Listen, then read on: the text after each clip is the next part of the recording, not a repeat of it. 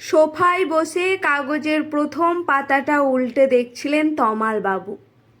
চাকরি রক্ষার তাগিদে জীবনের 60টা বছর সময়ের দাস হয়ে চলেছেন। প্ল্যান ছিল রিটায়ার করার পর সময়কে নিজের তালে চালাবেন। ছেলে চাকরি পাওয়ার পরপরই বিয়ে দিয়ে দিয়েছেন। মেয়ের পছন্দের পাত্র আছে জানার পর কোনো রকম ঝামেলা করেননি। একজন পিতার দায়িত্ব অনুযায়ী পছন্দের মানুষের সঙ্গে 4 হাত এক করে দিয়েছেন। ছেলের ঘরে নাতি, মেয়ের ঘরে নাতনি, যাকে বলে জমজমাট পরিবার। তমালবাবু সব কিছু দেখে খুশি মনে ভেবেছিলেন দায়িত্ব পর্ব শেষ হলো, চাকরি পর্বও শেষের পথে, এবার জমিয়ে উপভোগ করার পালা। কিন্তু গিন্নিটি বরাবরের বাঁশ দেওয়া পার্টি। বিয়ের পর থেকেই একের পর এক বাঁশ দিয়ে চলেছেন। তমালবাবুর রিটায়ারমেন্টের 13 দিন আগে বলা নেই কওয়া নেই দিব্যি চোখ বুজিয়ে কেটে পড়লেন। মুখে লেগে থাকা মিটিমিটি হাসি দেখে তমালবাবু দিব্যি বুঝেছিলেন গিন্নি বলতে চাইছেন, সারা জীবন তুই আর তোর পরিবারের লোকজন মিলে আমায় অনেক জ্বালিয়েছিস, এবার আমার বদলার দিন। লে এবার বুড়ো, একা একা সারাদিন থাকার জ্বালাটা বোঝ। বাড়ির লোকের কাছে যখন লাথি ঝাঁটা খাবি তখন বুঝবি আমার কতখানি কষ্ট হতো। রিটায়ারমেন্টের পর গিন্নিকে মাঝে মধ্যে মিস করলেও প্রথম দিকে তমালবাবুর তেমন একটা কষ্ট ছিল না। গিন্নি নেই বলে লোকজনের সমবেদনা, বৌমার যত্ন বেশ উপভোগ করছিলেন তিনি। ছেলেও অফিস থেকে এসে সোজা বাবার ঘরে ঢুকত। 4 বেলা ভালো মন্দ খাবার, স্নানের জন্য গরম জল, সকাল বিকেল দুবেলা কাঁচা জামা কাপড় পরে বেরিয়ে পড়া, কলেজ স্কোয়ারে দিব্যি আড্ডা। তমালবাবুর মনে হতে শুরু করেছিল বুড়ো হওয়াটা এমন কি মন্দ। কিন্তু এমনটা বেশি দিন চলল না। রিটায়ারমেন্টের 6 মাসের মাথায় একদিন সকালে মর্নিং ওয়াকে বেরোনোর সময় বৌমা বেশ যত্ন করে হাতে বাজারের থলে ধরিয়ে দিয়ে কি কি আনতে হবে বলে দিল। টাকা পয়সার উচ্চবাচ্য হলো না অবশ্য। তিনি পেনশন পান, বাজারের টাকা তিনি দিব্যি দিতে পারবেন। নিজের ছেলে বৌমাই খাবে, কাজেই কিছু বলার কথা মনে হয়নি। কিন্তু সেটাই যখন প্রতিদিনের রুটিন হয়ে গেল তখন ভারী বিরক্ত লাগতে শুরু করলো। বেশি দিনের কথা নয়, তিনিও তো নিয়মিত অফিস করেছেন, কিন্তু সকালবেলার বাজার করাতে কখনো ফাঁকি দেননি। ঢিল মারলে পাটকেলটি খেতে হয়, কাজেই তিনিও পাল্টা পরিকল্পনা নিলেন। দিন তিনেক মর্নিং ওয়াকে গেলেন না। বৌমার মুখ ভার, ছেলের বিরক্তি, কোনো কিছুই তিনি চোখে দেখার প্রয়োজন বোধ করলেন না। ইচ্ছে হলে বাজার করে দেওয়া এক ব্যাপার, আর নিয়মিত দায়িত্ব পালন করা আরেক। সারা জীবন সংসারের জন্য স্যাক্রিফাইস করার পর এই মুক্তির জীবনে কলুর বলদ হতে রাজি নন তিনি। পরে যেদিন আবার বেরোবেন বলে তৈরি হলেন, সেদিনও বৌমা এসেছিল বাজারের থলে ধরাতে।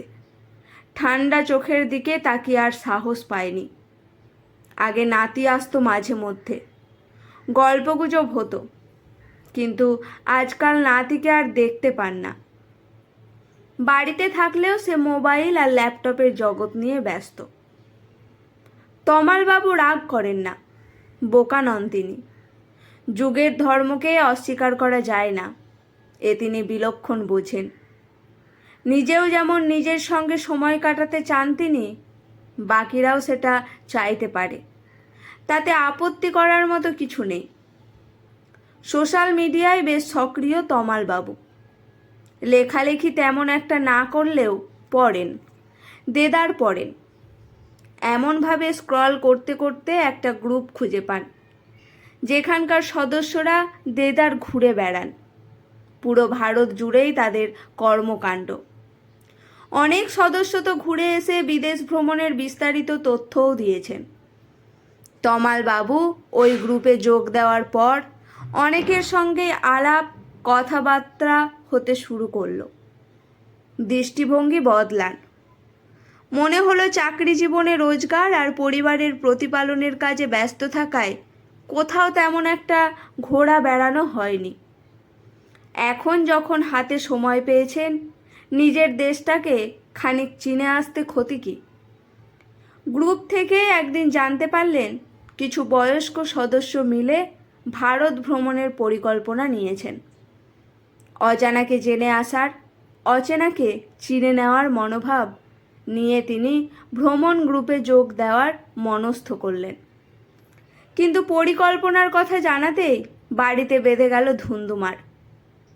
বছরে 2-3 বার সময় করে ঘুরতে গেলেও দেখা গেল পৌর শ্বশুরকে ঘুরতে যেতে দিতে বৌমার বেজায় অনীহা। ফালতু টাকা খরচ করতে কে চায়? তার সঙ্গে পুত্রটিকেও তাল মেলাতে দেখা গেল। কিন্তু তমালবাবু বরাবরের স্বাধীন চেতা, স্পষ্টই জানিয়ে দিলেন তিনি সিদ্ধান্ত নিয়ে ফেলেছেন। কাজেই এ ব্যাপারে মন্তব্য নিষ্প্রয়োজন। পরিস্থিতি এত দ্রুত বদলাবে চিন্তা করেননি তমালবাবু। আজকাল নিজের বাড়িতেই তিনি সম্পূর্ণ একলা। কেবল দুপুর রাত্রিরের খাবারটুকু টেবিলে ঢাকা দেওয়া থাকে। ঠান্ডা কড়কড়ে ভাতগুলোও খেতে কষ্ট হয়। তরকারি দিয়ে মেখেও গলা দিয়ে নামতে চায় না। মাছের পিসের অবস্থাও শোচনীয়। গরম ভাতের অভ্যাস সেই কবে থেকে। এমন ঠান্ডা কড়কড়ে ভাত অধিকাংশ দিনই খেতে পারেন না। বুঝতে পারেন পরিবারের সদস্যরা তার স্বাধীন সিদ্ধান্ত মানতে না পেরে অসহযোগ শুরু করেছে। এতদিন যা চলছিল গোপনে, এখন তা প্রকাশ্যে এসেছে।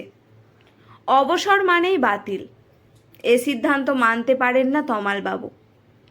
পরবর্তী পর্যায়ে ভেবে ফেলেন মনে মনে, পাড়ার নতুন খেলা হোম ডেলিভারি সার্ভিসের কাগজ দিয়েছিল পেপারের সঙ্গে। খুঁজে দেখে ফোন করে বলেন দুবেলা খাবার পাঠাতে। একটাই শর্ত, খাবার যেন গরম গরম ও সুস্বাদু হয়। হঠাৎই সেদিন সন্ধ্যাবেলা বহুদিনের পর পথ ভুলে তমালবাবুর ঘরে ঢুকে পড়ল তার একমাত্র ছেলে। তমালবাবু ইজি চেয়ারে বসে বই পড়ছিলেন। হেসে বলেন, হঠাৎ করে এই বুড়ো বাপের কথা মনে পড়ল? ব্যস্ততা কমে গেছে নাকি? ব্যস্ততা কমা সহজ নাকি? কিন্তু তোমার সঙ্গে আমার কিছু কথা রয়েছে। তুমি কেন এরকম করা শুরু করেছো বলতে পারো? সমাজের বুকে আমাদের মাথা হেঁট না করলে কি তোমার তৃপ্তি হচ্ছে না? অবাক হয়ে তমালবাবু বলে ওঠেন, তোমাদের মাথা আমার জন্য? ঠিক বুঝলাম না তো, একটু বুঝিয়ে বলবে? ঠিক কি করেছি আমি? পিয়ালিস কিচেন থেকে তুমি হোম ডেলিভারি সার্ভিস চেয়েছো কেন? তোমার বৌমা কি রান্না করতে পারে না? এভাবে আমাদের তিলে তিলে শেষ না করে নিজে তো একটা বৃদ্ধাশ্রমেও চলে যেতে পারো। তাতে তোমার স্বাধীনতা বজায় থাকে, আর আমরাও চাপ থেকে খানিক মুক্তি পেয়ে নিঃশ্বাস ফেলে বাঁচি। আমি বৃদ্ধাশ্রমে গেলে তোমাদের সুবিধা হবে বলছো? এখানে থাকলে অসুবিধা কি যদি বুঝিয়ে বলতে? দেখো বাবা, এক সংসারে থাকতে গেলে অমন স্বেচ্ছাচারী হলে চলে না। তুমি তো রিটায়ারমেন্টের সময় কম টাকা পাওনি, তার থেকে আমাকে কিছু সাহায্য তো করতেই পারতে। কবে থেকে বলছি একটা গাড়ি কিনবো, কিন্তু তোমার কি সেদিকে খেয়াল আছে? আজও আমাকে প্রতিদিন বাসে চেপেই অফিস যেতে হয়। কত কষ্ট হয় বোঝো। এদিকে তুমি ব্যস্ত তোমার ভারত ভ্রমণ নিয়ে। সংসারে বাকিরা কেমন আছে, কি তাদের প্রয়োজন জানার চেষ্টা করেছো কোনোদিন? জানতে চেয়েছো আমি কেমন আছি? অদ্ভুত ভঙ্গিতে হাসেন তমালবাবু। গত কয়েকদিন ধরে আমি দুবেলা ঠান্ডা ভাত তরকারি খেয়েছি। মাছ যা পাতে পড়েছে বলার কথা নয়। তুমি জানো আমি ঠান্ডা ভাত তরকারি খেতে পারি না। তাহলে তোমার স্ত্রী এমনটা করলো কিভাবে? তুমি খোঁজ রেখেছিলে বাবার সুবিধে অসুবিধে? সময় পাইনি, পেলে রাখতাম। তোমাকে তো আর কখনো প্রাইভেট সেক্টরে কাজ করতে হয়নি। চাপ কাকে বলে বুঝবে কি করে? তাহলে কি সিদ্ধান্ত নিলে জানিয়ে দিও। অকারণ অশান্তি ভালো লাগে না। যেটা ভালো লাগে সেটাই করো না তোমরা। আটকাচ্ছে কে? এ বাড়ি আমার টাকায় করা, শরীরে কোনো রোগ ব্যাধিও নেই যে তোমাদের তার জন্য অসুবিধায় পড়তে হবে। রইল বাকি খাওয়া দাওয়া, তার জন্য পিয়ালিস কিচেন রয়েছে। তাই আমিই বরং নিজের বাড়িতে নিজের মতো হাত পা ছড়িয়ে থাকি। 1 মাস সময় দিলাম তোমায়, নিজেদের জন্য বরং অন্য একটা আস্তানা খুঁজে নাও। সময় সুযোগ পেলে এসো, দেখা করে যেও, তাতে তোমরাও ভালো থাকবে, আমারও ভালো লাগবে। আমি একটু বেরোবো, কাজ আছে কয়েকটা। হতভম্ব ছেলেকে দাঁড় করিয়ে রেখে বাড়ির বাইরে বেরিয়ে আসেন তমালবাবু। দ্রুত পায়ে এগোতে থাকেন কলেজ স্কোয়ারের দিকে।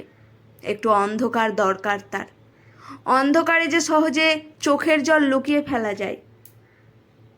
আজকের গল্পটি এখানেই সমাপ্ত। গল্পটি কেমন লাগলো অবশ্যই কমেন্ট করে জানাবেন। গল্পটি শুনে ভালো লেগে থাকলে, মন ছুঁয়ে গেলে চ্যানেলটি সাবস্ক্রাইব করে পাশে থাকবেন। ধন্যবাদ।